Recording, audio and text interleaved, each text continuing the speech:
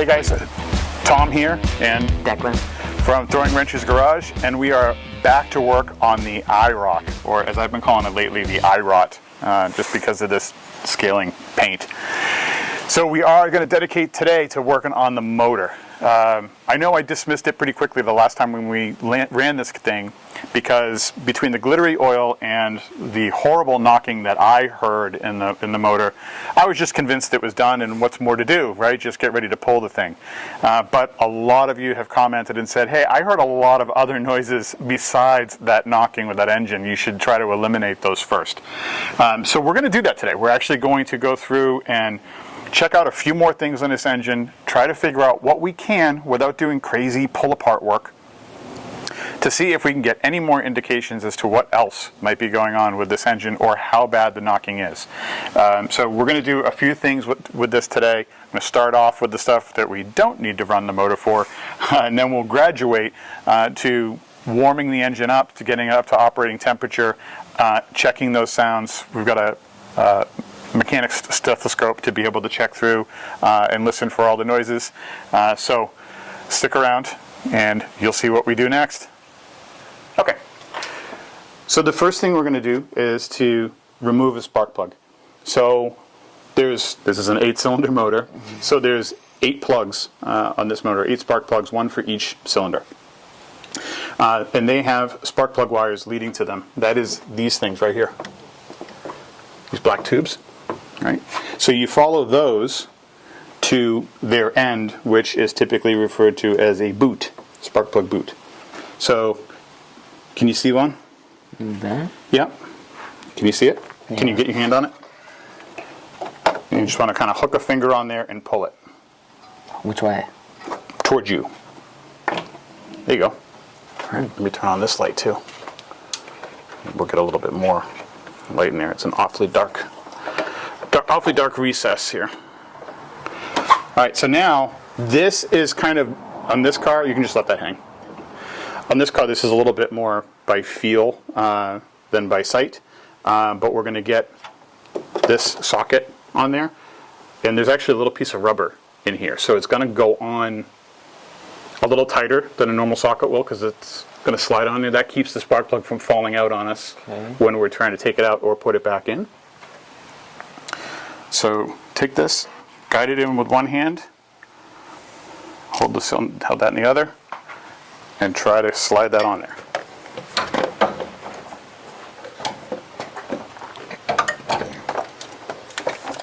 Is it on? You'll find out if you try to turn the ratchet, right? I don't really know what I'm...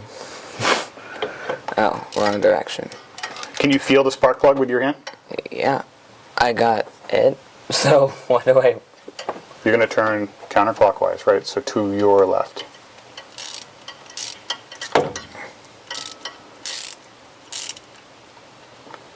If it's turning real easy, you might be able to reach in with your hand and just unscrew it by hand.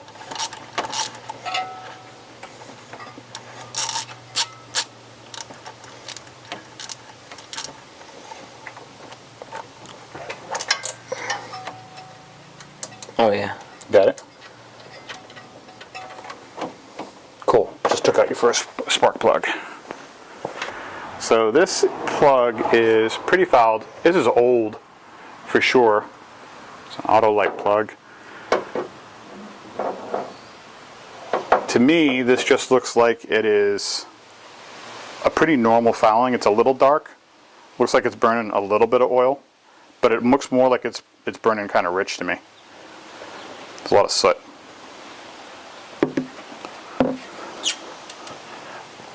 Are you on to the next one? Trying. Good man. Yeah. This motor's a little tough. There's a lot of stuff in here. It's way easier to do this on my Chevelle, so in a way this is kind of mean to start you off with this one. Are you just able to back that off by hand? Yeah. That is not good. Alright, so we got loose spark plugs. Problem number 1. So that means we got a really poor seal, which is not going to help with our compression. But this is a very consistent plug. It looks... Well, that one looks different. Is that the same thing? It looks the same. Oop.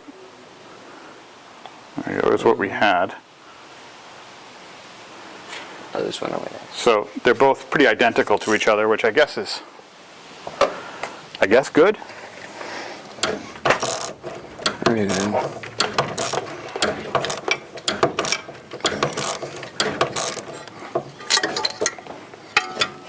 Oh, why is this one actually on?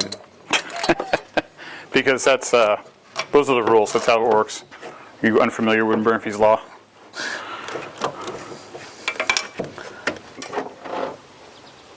I don't know. I would say the same for the win. When I was in there, I felt the mic on my face, and I thought there was like a squirrel carcass on my face. Really. All right, yeah, this looks pretty much the same. Definitely a fair amount of oil mixed in with this, so we're definitely burning oil. But it's distributed pretty evenly, so I think that's just oil leaking past. Simply. All right, so what we have is this little guy. Actually, I'll hold it up. This little Amazon special. I think it was like $70, and this is a little endoscope, lighted. So we're going to use this to see if we can explore into these cylinders a little bit. Can you hold that down here so I can see it, so I can guide myself in? But as I look around, what we're looking for, can you see that cross-hatching pattern? Mm-hmm. It's actually a fairly good thing. The cross-hatch pattern needs to be in there in order to help oil cling to the walls. And if you're seeing a crosshatch in there, it usually means your cylinders aren't terribly worn. Indications of problems, because what we don't want to see is heavy scores, and that kind of looks like scores. Right. We still wouldn't know until we got it apart and took measurements how bad those are. Let me see if I can try to get this inverted in there so I can see better. All right. So that piston is down. Can you see it? That's your piston right there on the very bottom corner of that edge. Like that? Yep, that's your piston. That's the top of our piston, which doesn't look too bad. Yet. Trying to turn this thing around so we can get a better view. It doesn't look awful. I mean, there's some carbon scoring, but it's all in one piece, so that's a nice plus. Well, that's only one of the pistons. And there we go. There's our valves.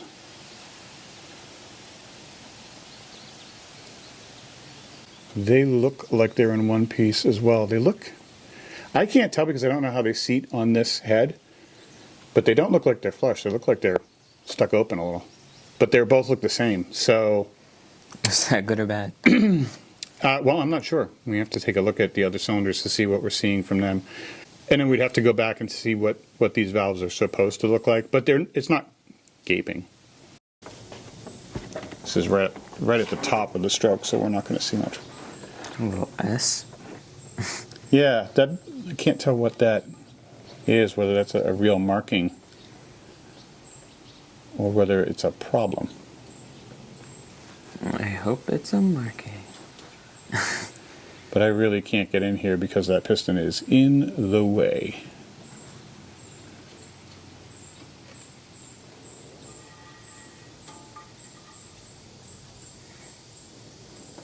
So. Well, at least you know what the piston looks like. Yeah, again, carbon scored, which, based on what those plugs look like, is not a shocker to me. I can't... Is that like a... No, people on the internet are going to tell us, but I can't tell if that's like a crack. Oh. Or stamping. It looks kind of like a crack to me.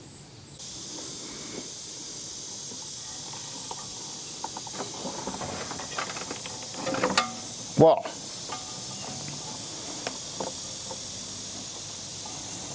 So that one looks much better. So they're all different.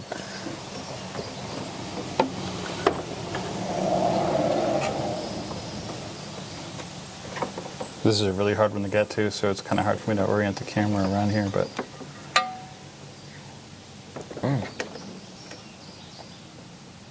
Yeah, more carbon buildup.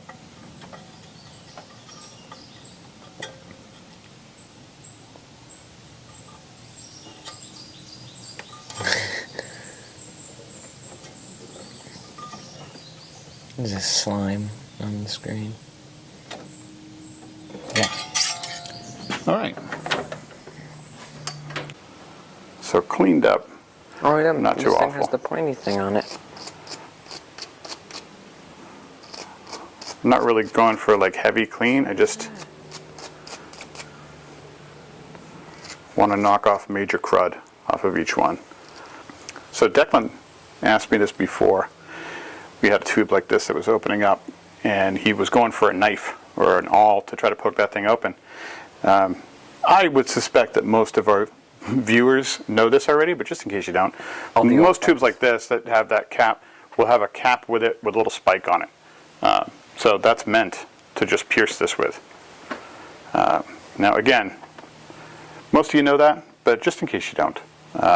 You don't have to say you learned it here. You can tell people that you knew that forever. But you know, if you didn't know for real, you're welcome. The two things we're going to use here, Declan, to put these back in is a little bit of anti-seize compound and a little bit of dielectric grease. So let's make this back in on mode so we don't forget. So the way we want to work this is the the anti-seize goes on the threads. You don't have to coat them all. I'm going to show you what we do, and then you'll do it on the rest. Okay? So all I do is put a quick little bit like that in there. That's all. Don't touch it, because this stuff will end up making you look like the Tin Man, and it's a pain in the neck to get off. So now you want to thread that in. These are tough because they're kind of blind holes, so you're going to have to kind of find it and then gently thread it in. You want it to feel like it's very easily threading the whole way. If you ever encounter it resisting, stop and back it up. I don't know if that is the thing. You immediately get that stuff in your hands. Yeah. Well, whoopsie. Now, even though those were loose, resist the urge to crank on these. So what you want to do is get them tight, but no muscle, if that makes sense.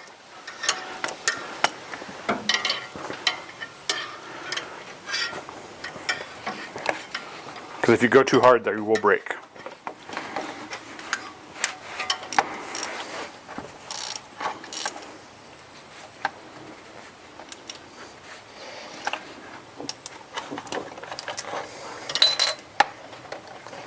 Feel good?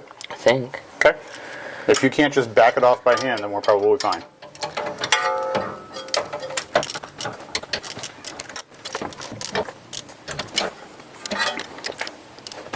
Pretty fun.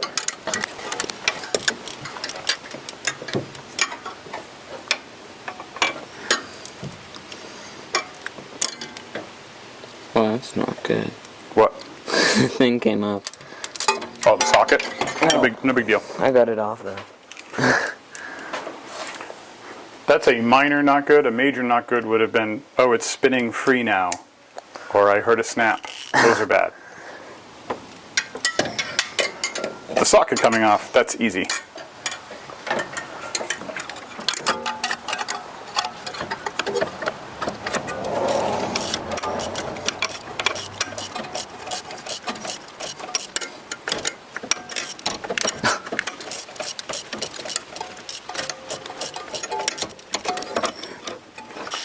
Do you want me to check it? Yeah.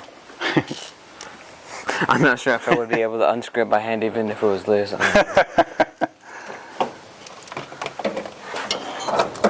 Let's see. Yep, those all feel good. Okay, now it's time for the next step. We're going to get these plug boots back on. Boot. Das Boot. Each boot, I'll do the hard one here, Okay. and then you can do the others. So I'm going to squirt a little bit of this grease into this boot. This is dielectric grease, so this helps with the electrical connection between the two, and it helps keep water out of it. So grab each boot one at a time. So you have to grab the right ones, right? So that's going to be the next one in line. Squirt some of that in there. Big gob. Big gob? Yeah, that's good.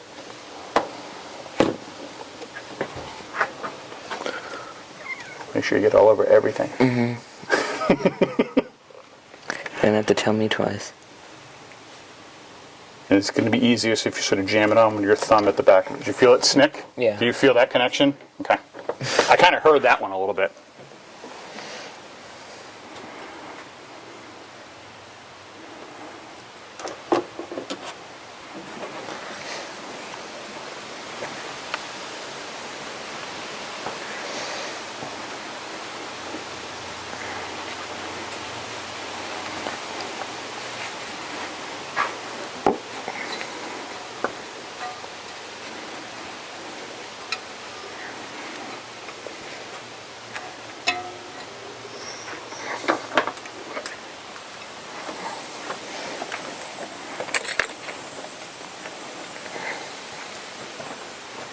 Having a hard time getting that one on.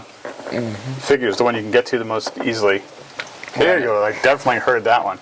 I know you felt that. Yeah. Okay, so you did your first spark plug change. Honestly, the plugs were not what I expected. I thought they were going to be really distressed. They just look real old. And it looked like it hasn't been running the right mixture. Definitely some oil fouling on there, but not a crazy amount. And I'm not seeing a crazy amount of oil fouling inside the cylinders either with the camera. So I don't really know what they're supposed to look like. yeah, I mean, you generally want them to look a little bit more less black.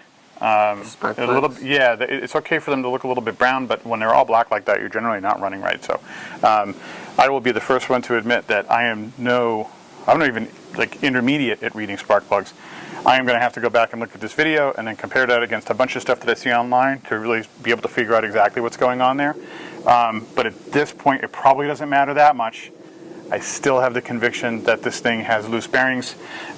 So I don't think it's going to matter that much. I could be proved wrong, and trust me, there's no one on the planet who would love to be proven wrong more than me, right? Because if we find out that this thing isn't eating bearings, then it means maybe we don't have to pull the motor, and that would be fantastic for me from a labor perspective, although not good for the channel from a content perspective. So I really do want it to be okay.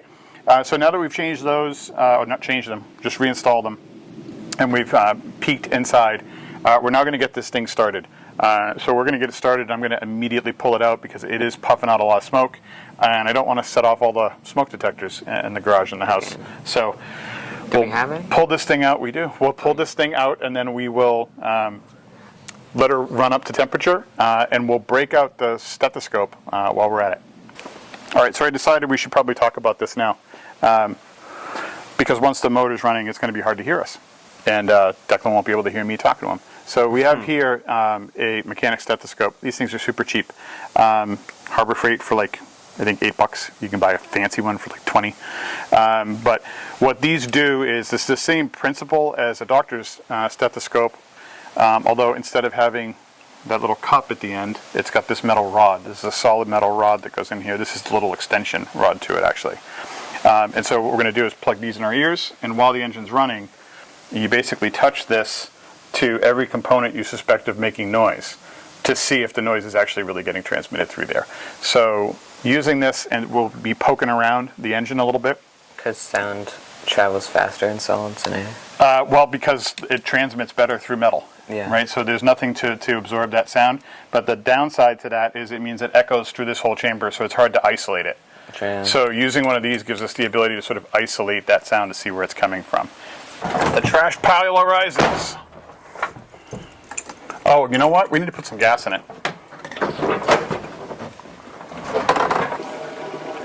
So I forgot that we basically have no gas in this thing, or very, very little. So Declan's just putting in like a gallon of gas that we just picked up from the gas station, just to make sure that we have enough gas in this thing so that it can warm up and not cause us other issues. So that's all. Simple stuff, you know. See if the gas changes.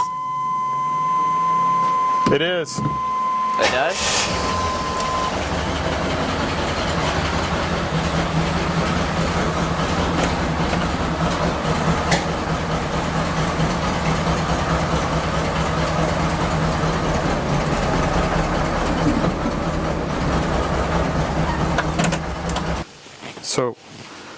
One of the spark plug boots came off, so that's why it was running so rough. Okay, so you're going to start up again. When you start the car, you're going to be listening for, there's a starter motor that spins to start it up. As soon as you hear that motor sort of catching and running, you can let off the key. Don't stay on it for too long, okay? Okay. So give it a shot. Don't be too nervous about it, but just feel for it. There you go, that's pretty good. We're going to do a voltage test to see if the alternator is putting charge back in your battery. So we're going to set this to 20, which is how many volts we want it to read, because it's a 12 volt system, so it puts it in the right scale. Hold that. So we're going to touch the negative to the negative, positive to positive. What does it give us? 13.78. So it's charging, so your alternator is working and putting charge back into the battery. You want it between like 13.5 and 14, so that's right around where we want it.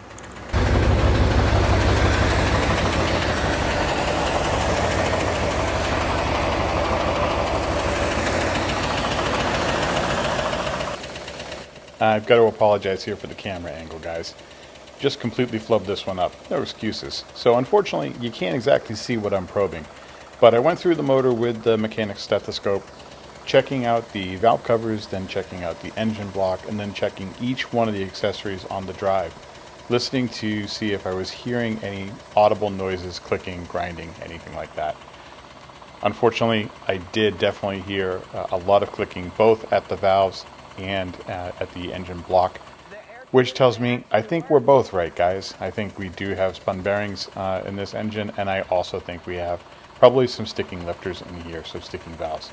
So we're probably all correct.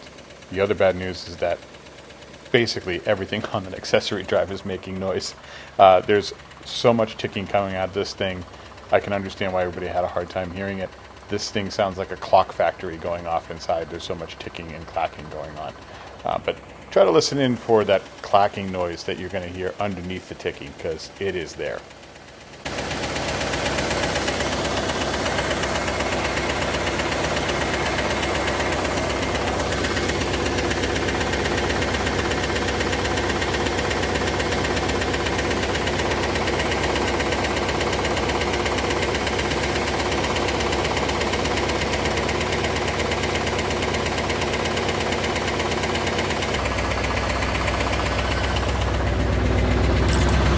Alright, this may be in vain, but I'm going to try to move the mic around.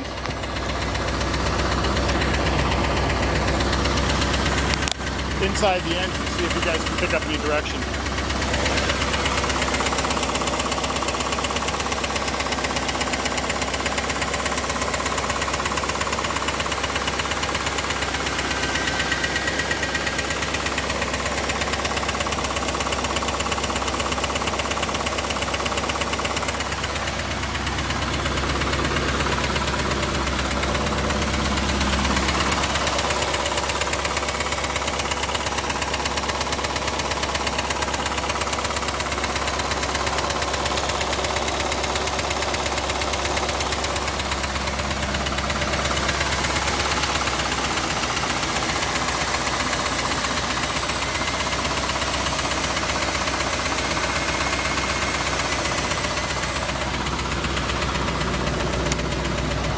How are we doing? It's not moving. Also, air conditioning works. Come on! It does. There a little bit of thing came out, and I think the only thing preventing it from actually coming out, because I can feel it a little, is the nesting material. Oh, gross. Because when I turn it on, I can feel it. That's crazy. Yeah, it survived. Is it on right now? No, I can. Hold on. I don't really know. I'll tell you when to turn it on.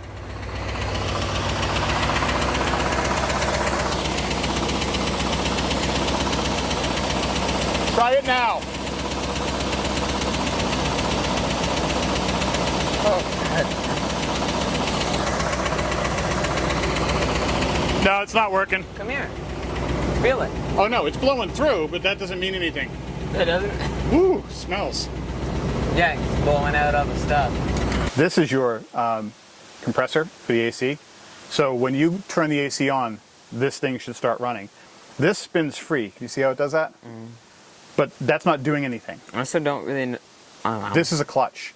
So when you click on the AC, this clutch engages. There's not really an AC button though. Is there? There is an AC button. It's a button? Yeah. Oh, well, I didn't click it. So maybe it does work. It still probably doesn't. And we'll check it before we put it back just to put your mind at ease. But generally speaking, these compressors have a safety on them. When there's not enough charge in the system to actually run it, they won't kick on. So when the AC is working, when it's a functioning AC, this clutch will engage when you turn the air conditioning on, and that makes this pulley actually drive the compressor. Otherwise, this is just freewheeling like that. Okay. Okay? So that's how you really tell if it's actually working. Okay, what do we have for temp? It hasn't changed. I mean, it's gotten a little low. It's coming up. Coming up. Our oil pressure's still high.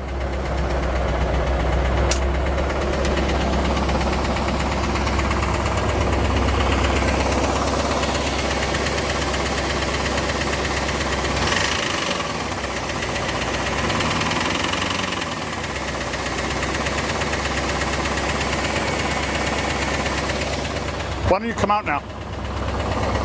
I want you to hear this.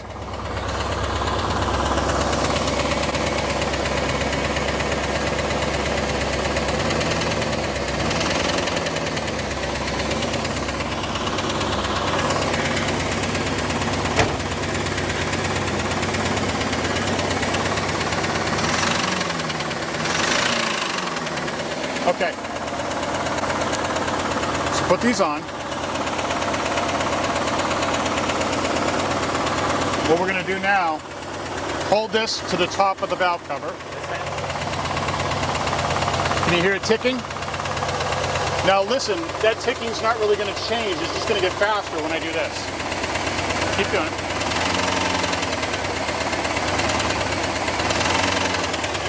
Right, it doesn't really get any louder, it just gets faster.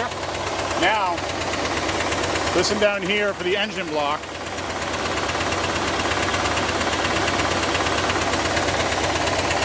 The louder tick, right? More pronounced.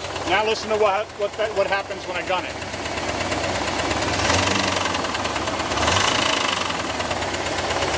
It sounds worse, doesn't it? It gets louder and sloppier. Okay, but now, put it on this. That's your alternator. You should just feel like a whirring, right? Now, come over here. That sounds kind of normal. It does sound normal. Now put it on this. What do you hear? Like grinding and ticking, right? Doesn't sound smooth. And the same thing goes here. You hear it? Now, Crushing. we're going to listen here on this side of the motor.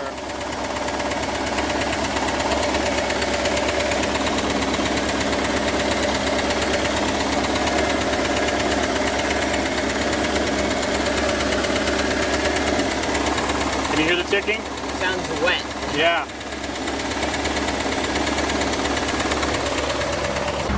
So what was coming through the vents then? Just the air? Just air, yeah. It was cold. All right, so we can see we're pretty much up to temp now. So we're at about, I guess about 160, which is about where we should be. We still get good oil pressure. Engine's definitely surging, so it's not running right. But I'm pretty satisfied that this noise is not going to go away with throttle and warm engine. That noise is the exact same as it was before. So we're going to shut her down. Does the horn still work? You are the ultimate optimist. So when we pulled the car out last time and pulled it back in with a giant fail because of the noise in the engine, Declan was like, hey, the backup lights are working. And today, he's taking little victories. But what did you just say? It was working? The gas. The gas gauge. The gas gauge is working correctly. So that's his victory he's taken away.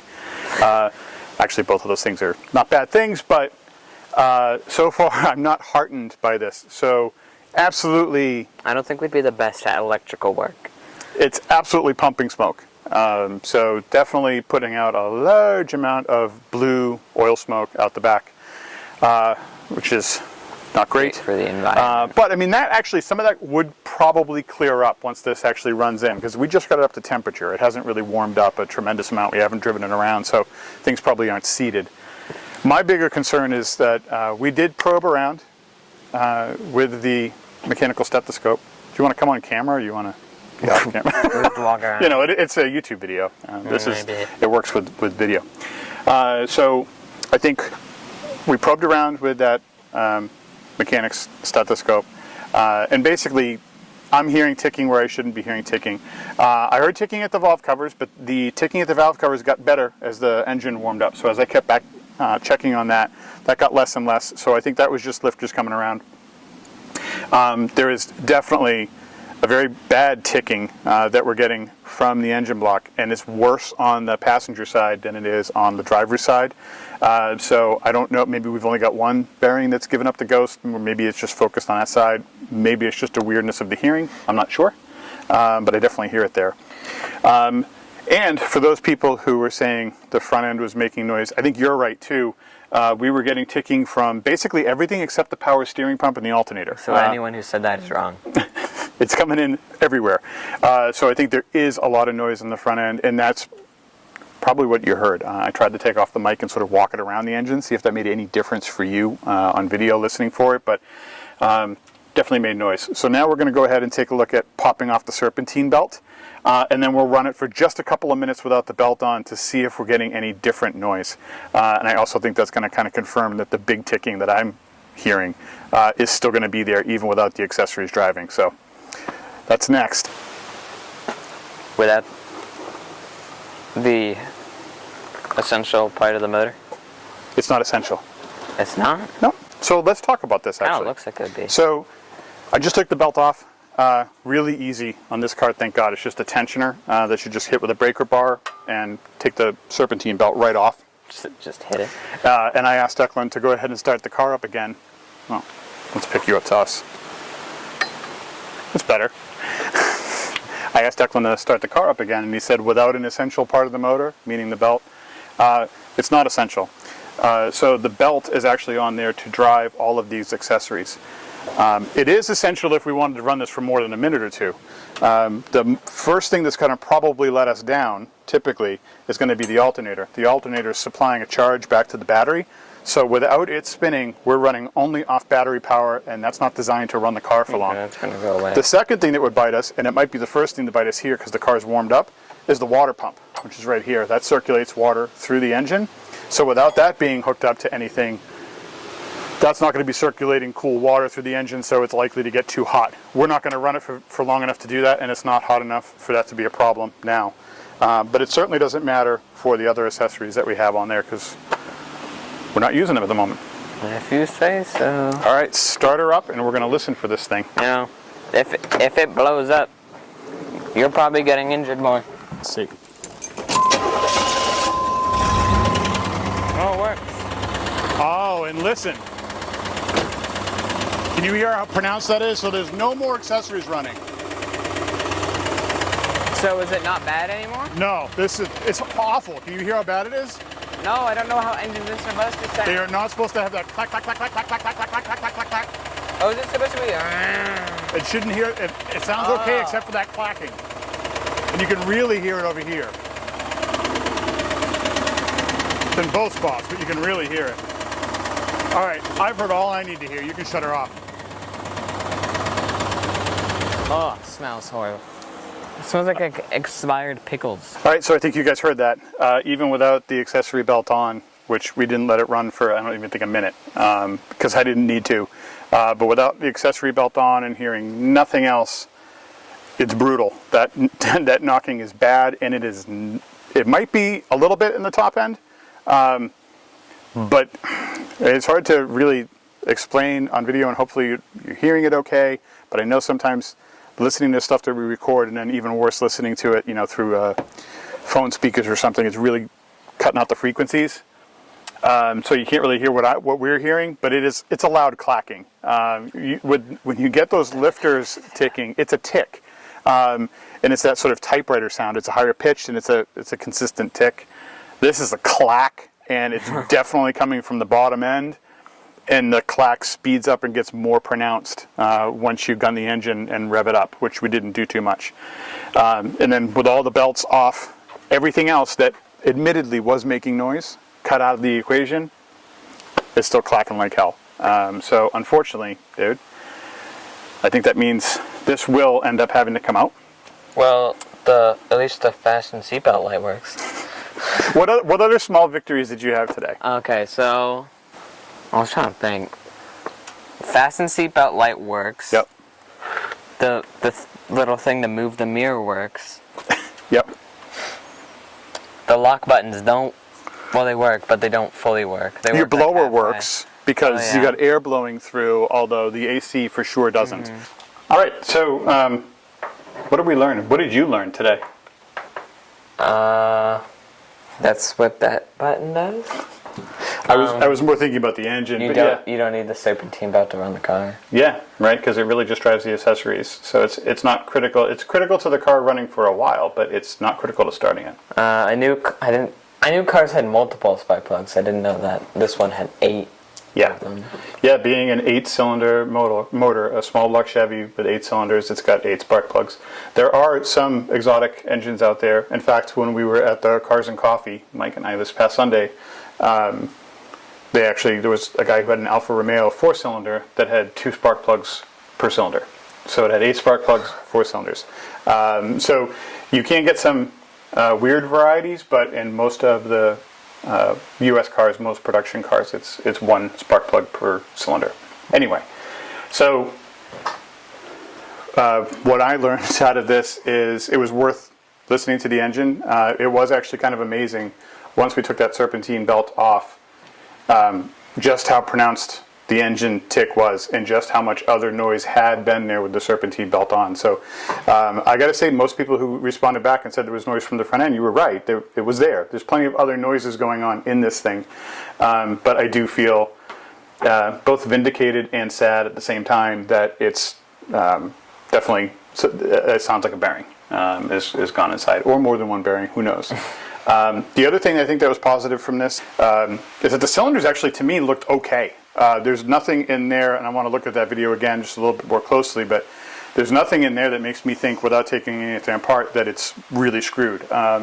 Seeing cross-hatching in there, I think, is a pretty good sign. It's no guarantee, but it's a good sign that things might be okay in there, which leaves me now to cross my fingers and hope that we might just be talking about just changing out bearings in this motor and not having to go hog wild and have it machined, because that's the thing that's going to take us forever. If this has to go to a machine shop and then wait in line with the nameless rabble who has their engines in ahead of us to have done, it's going to take us forever.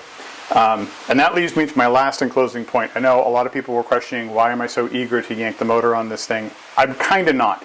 Part of me is because I do want to be able to do that for content. I want to be able to show Declan what's going on there. I want him to be able to learn and see a motor completely apart, and because I don't think there's another way that you can better understand how a motor works than to start taking it apart. But I'm not desperate to do the work right now. So the reason that I am eager to pull it out is that this is going to be Declan's daily driver. So once he gets his license, this is going to be the car he drives to school, drives back and forth to work, drives back and forth to track and cross-country practice and games, the whole deal. So as long as that's the case, I'd rather take the time now, when we have a full year from now, literally a full year from today, I think, before you can legally even have a shot at getting your license. Tomorrow. Yeah. So 1 full year from tomorrow is when the earliest date where you can get your license.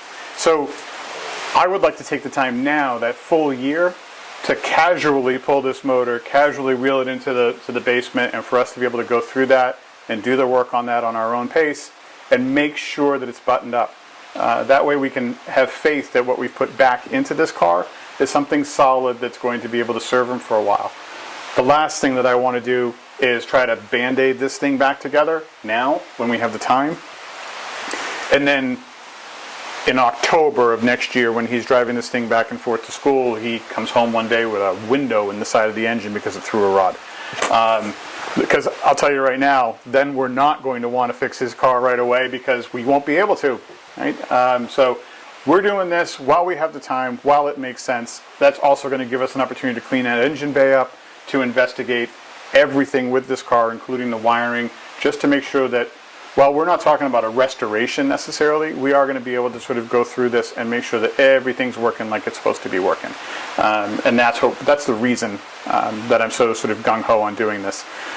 We've got a give me in the body here, because it really doesn't need a ton of heavy-duty work. It's a lot of sort of sanding and priming and painting and a couple of dents.